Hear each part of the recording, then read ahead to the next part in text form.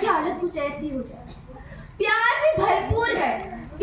भरपूर गया, मांग का सिंदूर भी गया, नन्हे नन्हे बच्चों की लंगोटियां चली गई, छोटी छोटी बच्चियों की चोटियां चली गई, बाप की कमाई गई, भाई की पढ़ाई गई, बाप की कमाई गई, भाई की पढ़ाई गई। एक ऐसा विस्फोट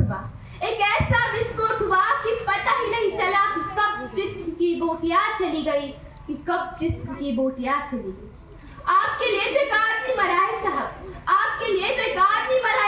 लेकिन मेरे पूरे परिवार की तो रोटियां चली गई, ये सब होने के बाद एक माँ अपने बेटे को दुश्मनी के धज्जियां उड़ाने के लिए भेजती थी और उसे पत्र भेजकर पत्र में लिखा करती थी, अम्मा ने खत लिखा है बड़े ही चाव से, पुत्र मेरे घबरा मत जाना, एक इंच भी पीछे न हटना, चाहे इंच कट जाना, इस तरह पूरा परिवार अपनी देशभक्ति साबित कर रहा था।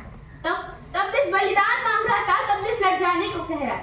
तब देश बलिदान मांग रहा था, तब देश लड़ जाने को कह रहा था, तब देश मर जाने को कह रहा था, तब देश मिट जाने को कह रहा था। किंतु आज देश में लड़ जाने को कहता है, देश में मर जाने को कहता है, देश में फांसी पर चढ़ जाने को कहता है। बल्कि मेरे विचारों में यदि कोई व्यक्ति अपने मन, लगन और अपनी पूरे मेहनत के साथ काम कर रहा है तो वही सबसे बड़ी देशभक्ति होगी। मैं नहीं मानती कि व्हाट्सएप, फेसबुक की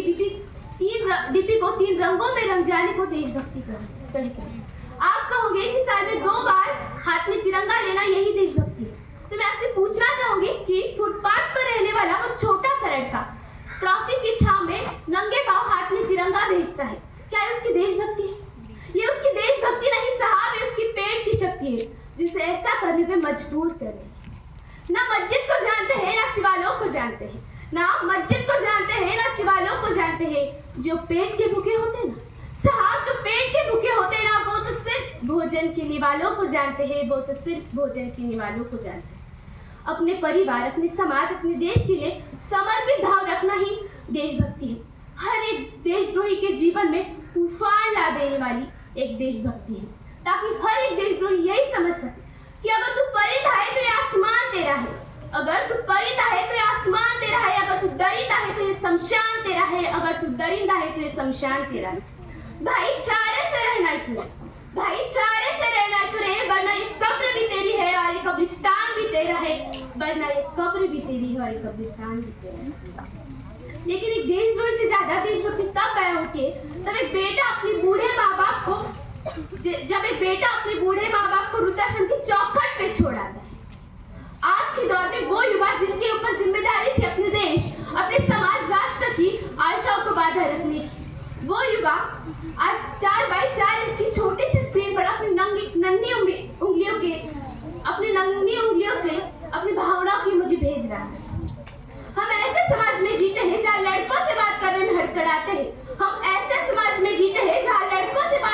हड़कड़ाते हैं, और भाई हमारी गर्लफ्रेंड के किस्से घर में हंस कर सुनाते हैं, और भाई अपनी गर्लफ्रेंड के किस्से घर में हंस कर सुनाते हैं। हम ऐसे समाज में जीते हैं जहाँ पत्थर की मूर्त को लगाए जाते हैं 56 भोग। हम ऐसे समाज में जीते हैं जहाँ पत्थर की मूर्त को लगाए जाते हैं 56 भोग, और भूखे नंगे सो जाते हैं लोग, साहब गरीब को काम दीजिए, दान नहीं, मजदूर को मजदूर समझिए, मजबूर नहीं, मजदूर को मजदूर समझिए, मजबूर नहीं। अगर दान देना है तो जीते जी रक्तदान दीजिए, और मरने के बाद अंगदान देकर मरते हुए को जीवन दान दीजिए। यही सबसे बड़ी देशभक्ति है। ना सरकार मेरी है, ना ये रब मेरा है, ना ये बड़ा सा नाम मेरा है। बस गुरु तो इस बात का है कि मैं भारत में रहती हूँ, अरे भारत मेरा है, कि मैं भारत में रहती हूँ, अरे भारत मेरा है। लेकिन कहा जाता है कि हम दुनिया के सबसे लोकतंत्रात्मक लोग, जहाँ हिंदू पैदा होते हैं, मुस्लिम और सिख भी पैदा होते हैं, लेकिन बदकिस्मत है कि इंसान पैदा नहीं होते। मेरे विचारों में हिंदू की जरूरत नहीं है, मेरे विचारों में एक मुसलमान की जरूरत नहीं है, मेरे विचारों में राष्ट्र को निर्माण करने वाली एक अच्छे इंसान की जरूरत है। एक अच्छे इंसान